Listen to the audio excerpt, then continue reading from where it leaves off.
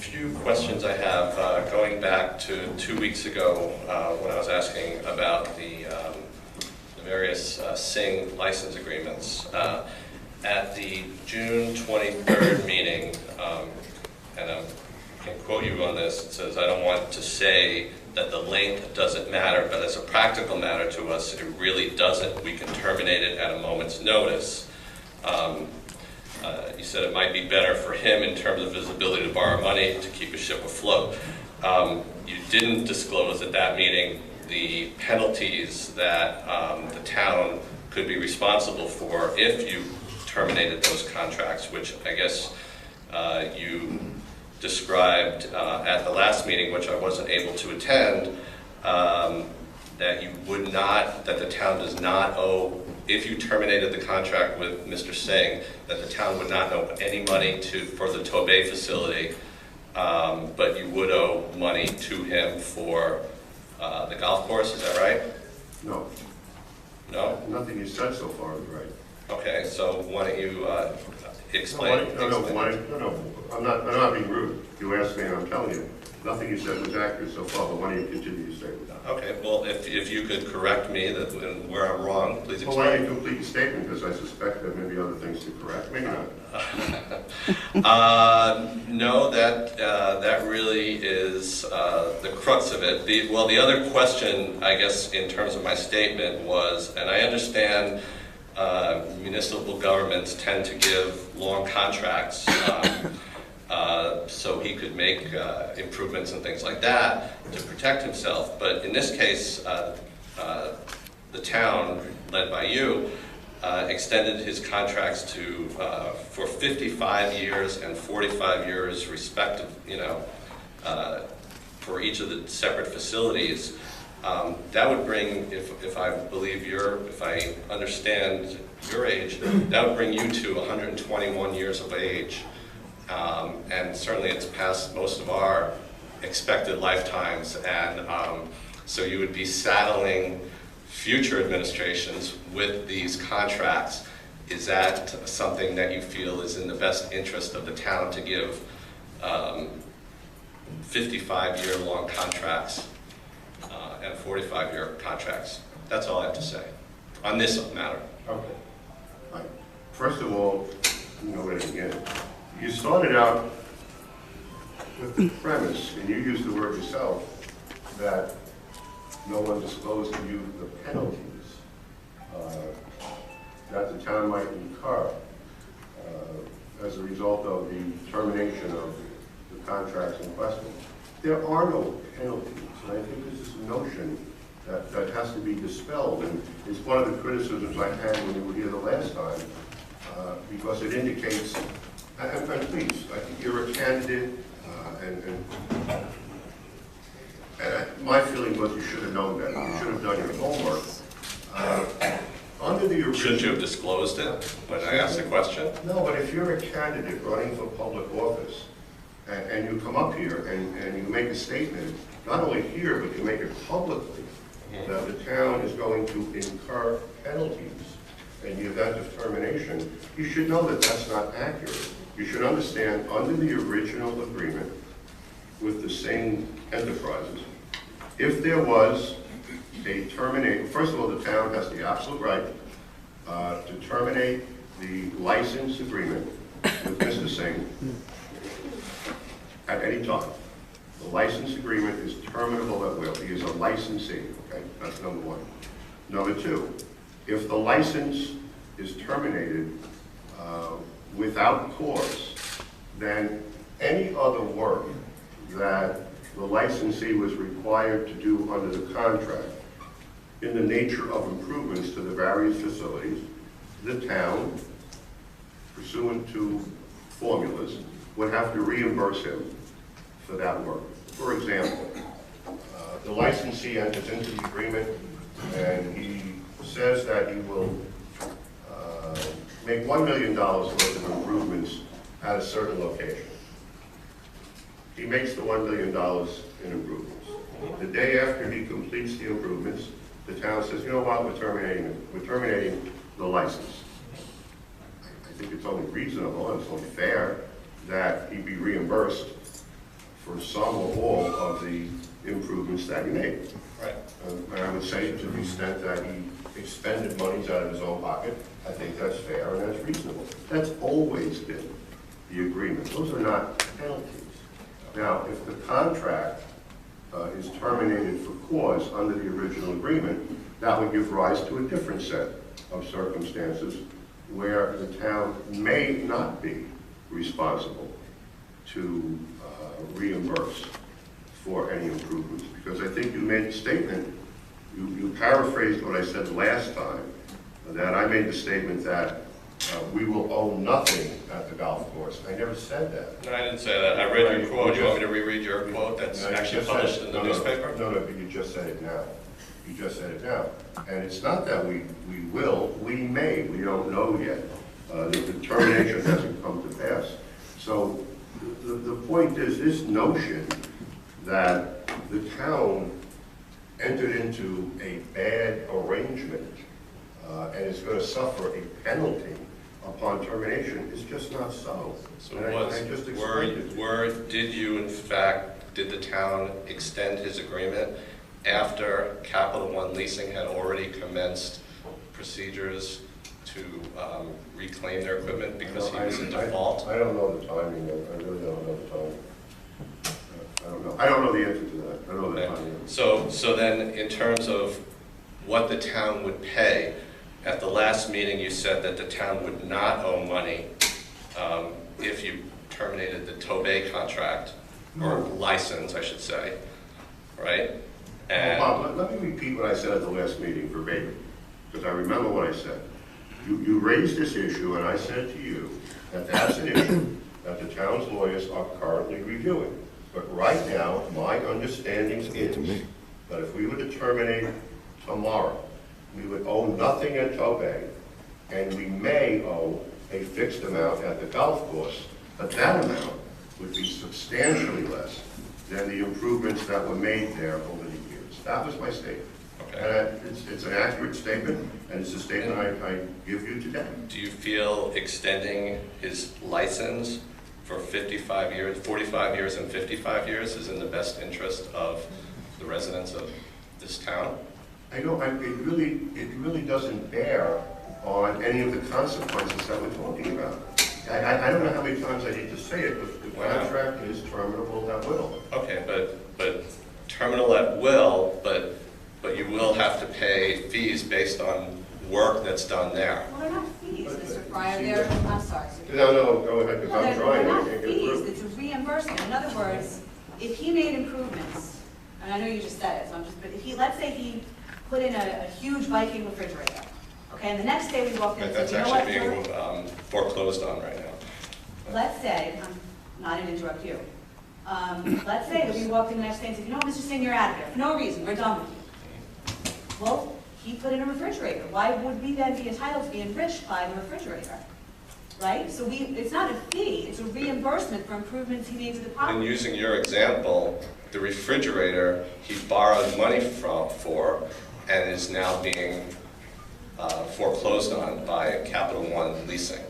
That's for his corporation. But that wouldn't be considered an improvement in your example to his facility that you would reimburse him for if he leased it and now it's being taken back.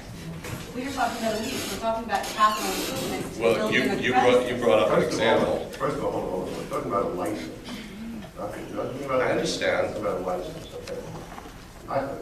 I don't have in front of me, let's try again. When the Singh entities took over, let's use the golf course as an example. I don't know who can help me with this, but can someone give me a thumbnail view of the improvements that were made at the golf course? Can anybody help me? Al jumped up. It's ready. This will not be complete, but I know there were major improvements done to the HVAC system and the electrical systems to modernize, and I know the board members will know this, but others may not before. As is often the case when one acquires a structure that's got some age on it. I think that original building is approaching 100 years old. Older than that. Older than that, okay. Well, it's as far on the other side as I am sure of it. But the The point is that when it was built, modern electrical and HVAC systems didn't even exist, and Councilman McEnroe knows this better than I do. They needed to be upgraded, and there was substantial monies to improve that.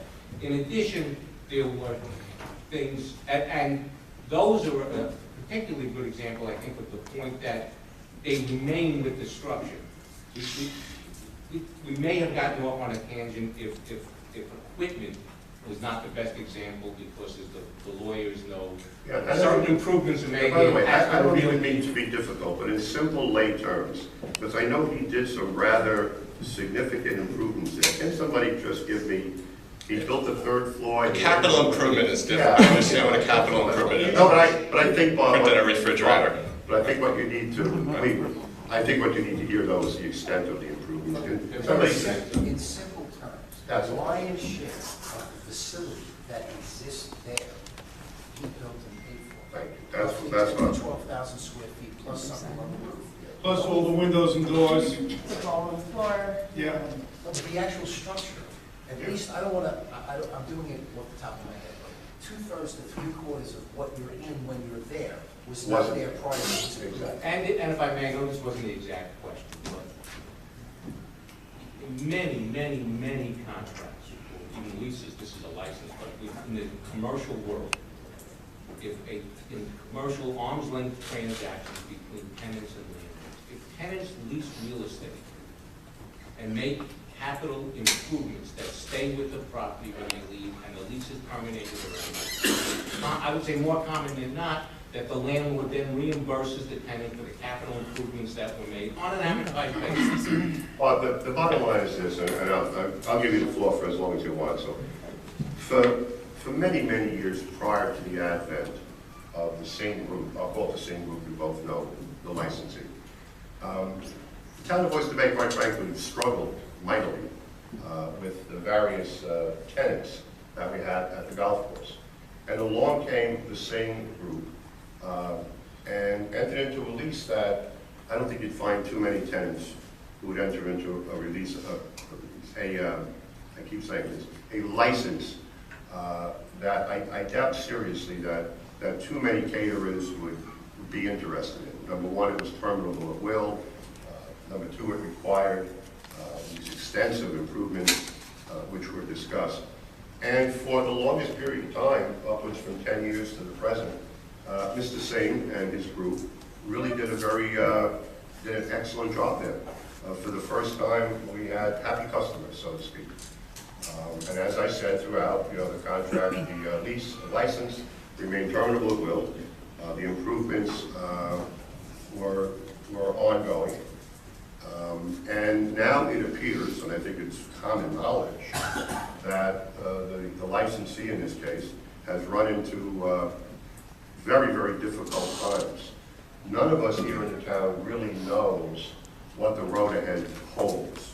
So I want to be straight with you. I'm a little bit reluctant to go too much beyond this dialogue because I really don't know what lies ahead. And I am concerned about prejudicing the rights of the town and its taxpayers. But at the moment, the town and its taxpayers have nothing to be concerned about.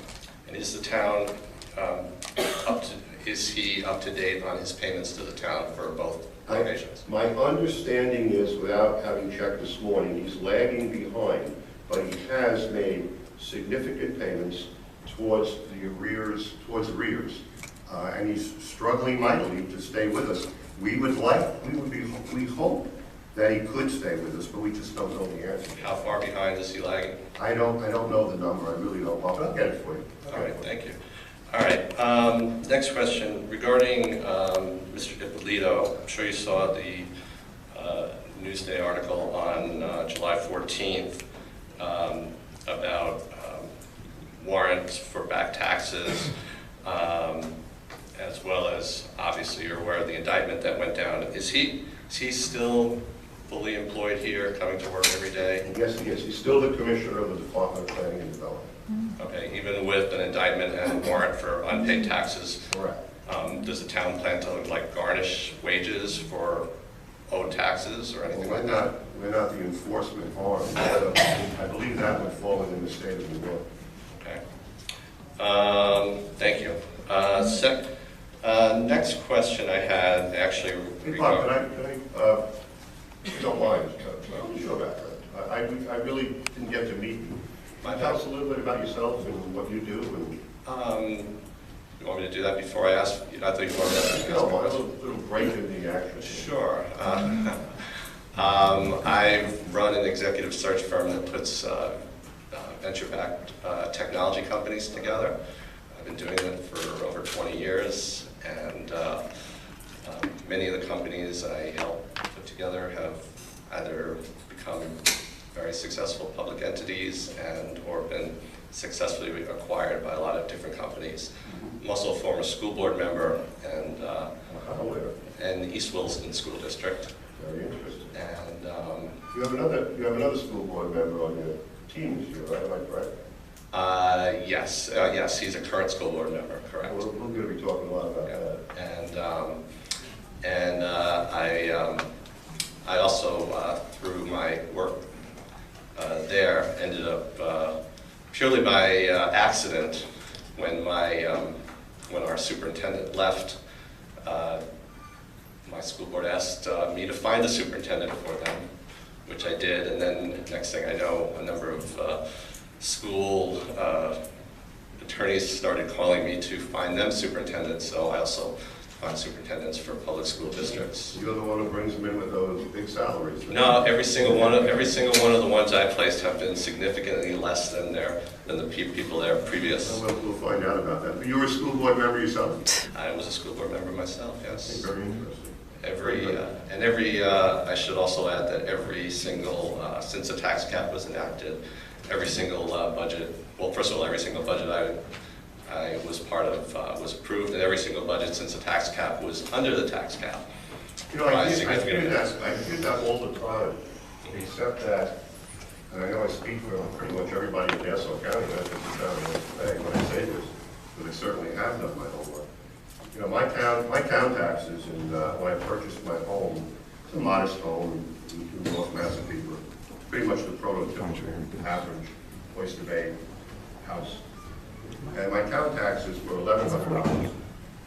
And in 24 years since then, my town taxes have gone up $700 and change.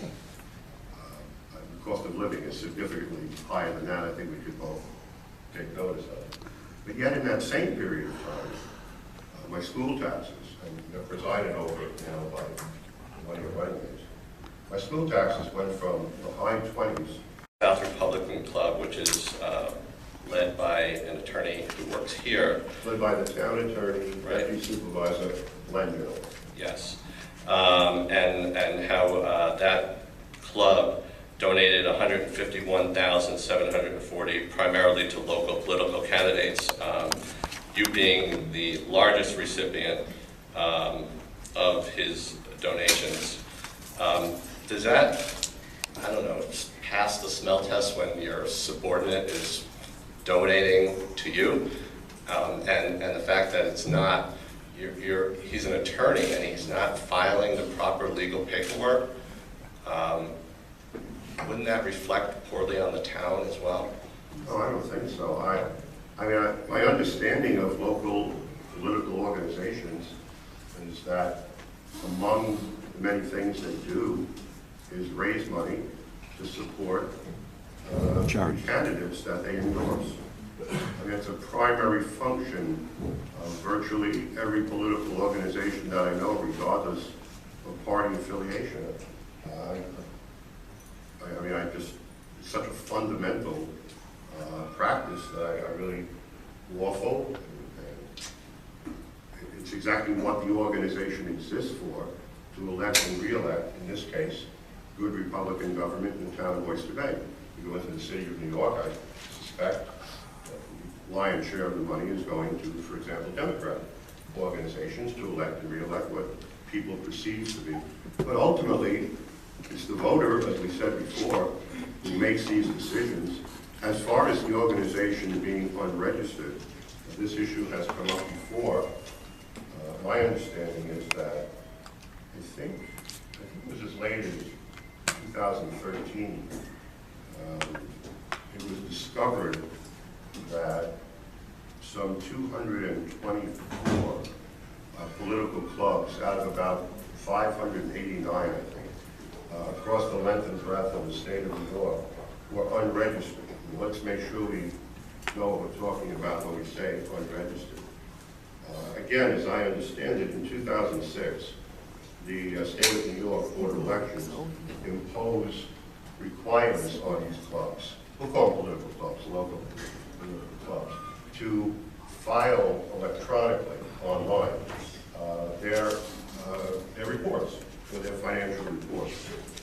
For whatever reason, even as late as 2013, some 224 clubs from all political persuasions had failed to do that. Mr. Genova's club was one of them. Ignorance of the law is no excuse. Now, are you also do you run the North Massapequa Yes, I Republic? didn't get to that yet. Ignorance of the law is no excuse, and you have to file. It was wrong not to file. I guess the question becomes, was the wrong committed knowingly, willingly, or was it just done out of lack of understanding or what have you? All during that period of time, I think virtually all of the clubs in question were filing with the Nassau County Board of Elections, so that all these transactions were being posted publicly, if you will. However, they did not register with the state, and therefore their filings weren't appearing online. When everyone was, as I said, there were 224 clubs, I believe, as late as 2013. Within the past few months, the Nassau County Republican Committee, through its council, I believe, reached out to the clubs, the Nassau Republican clubs, that were still not registered, reached out and said, hey guys, what's going on? You still haven't registered. I know Mr. Genova registered, I registered, I'm not sure. I think a couple of the other clubs either registered or in the process of registering. So what we're doing right now is awaiting a determination from the State Board of Elections as to what the ramifications of all this are. I can only tell you that in registering, and with the request from the State Board so far, we were asked to register and file prospectively. So I don't know, for example, if you mentioned that Mr. Genova's club contributed, I forget what the figure was, but contributed to the Supervisor Venditto campaign. $43,450. That clearly is well within their ambit. That's what they exist for, as I said, to elect good Republican government in the town, including the supervisor. That, just so you know, that money that was contributed to the Venditto campaign was being reported to the state since 2006. The Venditto campaign was aware and did its filings since 2006. So again, that transaction was publicly disclosed. We'll have to wait now to see what the State Board of Elections says. For example, will the unregistered donor be sanctioned in some way? I don't know. Is the money in the hands of the registered donee a problem? I don't know. We need to wait. I think this topic, coincidentally, it's odd. You're raising the same topic that another resident brought up a couple of meetings ago. Pretty much the same kind of questions. So I think the answer is the same in both cases. We need to await the determination of the New York State Board of Elections as to what the ramifications of all this is. You know, Friends of John Venditto, I can see, obviously knows the law and has filed electronically, and it's available. However, the North Massapequa Republican Club, which you are in charge of? I'm the executive leader here. Okay. Apparently that has not, so as the executive leader, it was unclear as to the law for them since 2006? No, I can tell you to an absolute certainty that I personally, John Venditto, was not aware the North Massapequa Republican Club had an obligation to register with the state and file electronically. I'm the leader of the club, the buck stops here, and so on and so forth. But the treasurer of my campaign committee is not the same person who is the treasurer of the North Massapequa Republican Club. But again, I'll point out to you that in the instance of the North Massapequa Republican Club, the treasurer of that organization believed that you satisfied the filing requirements by filing with the County of Nassau. I think that turned out to be wrong. My understanding now is it's wrong. Okay. And what sanctions lie, if any, is up to the, I guess, the State Board of Elections to determine it. And again, we'll have to await that finding.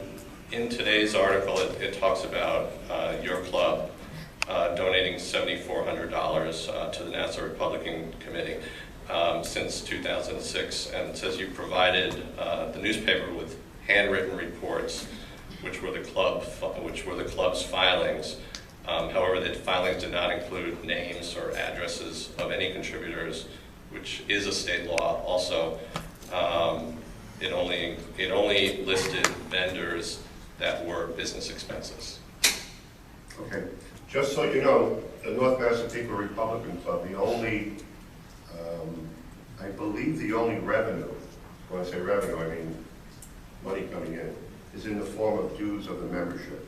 I think it's $5, $10 for an individual, and $15 for a family. And that's the only revenue that we have. So whatever money the club took in is in the form of dues from the membership. And their addresses can readily be supplied.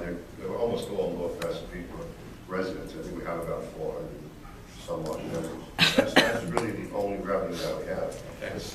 The 7,000, we've taken a couple of $1,000s a year, basically. The $7,000 that you're referring to was paid out by the North Massapequa Republican Club, I think to the Nassau County Republican Committee, over a 9-year period. I'm not minimizing. 2006. Yeah, 2006 to present. I'm not minimizing $7,000. I don't know if $7,000 means that much to you. It means a lot to me personally. But in relatively speaking, it's a relatively small amount of money, the amount North Massapequa takes in and pays out. $7,000 over 9 years is really less than $1,000 a year. But all those numbers were given to the Nassau County Board of Elections. Henceforth, they will be given to the New York State Board of Elections. Now their understanding of the law is clear, and I really don't know what else to say about it. My last question is regarding meeting days and times. How come there aren't meetings held in the evenings so residents can attend the public meetings? It's funny. We will, upon residents' request, we will set up a night meeting for them if they request it. I don't know if we've had a request in recent years. It's funny, and I'm not trying to be cute, but when we had meetings at night, we used to have people say, why is the meeting at night? Why don't you have it in the morning?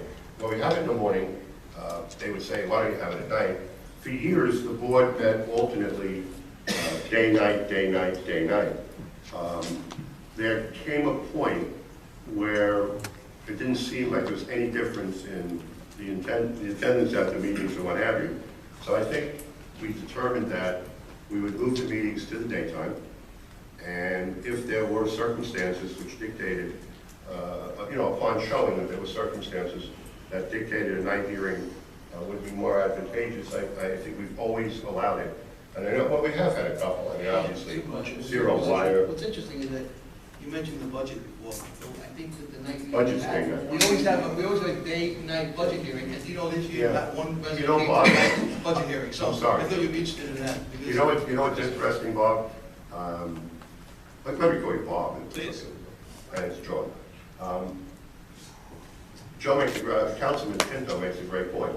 During my tenure, we do have a day-night budget hearing, and again, I don't know that this is a determinative of everything, but it is interesting. At the morning budget hearing, we do tend to get a handful of speakers, Some years it's been 5, some years it's been 10. And I think at the night hearing, I don't think we've ever gotten more than one speaker, and in a number of years, we've had no speakers.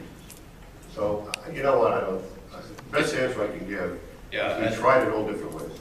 Okay, thank you. Bob, thank you.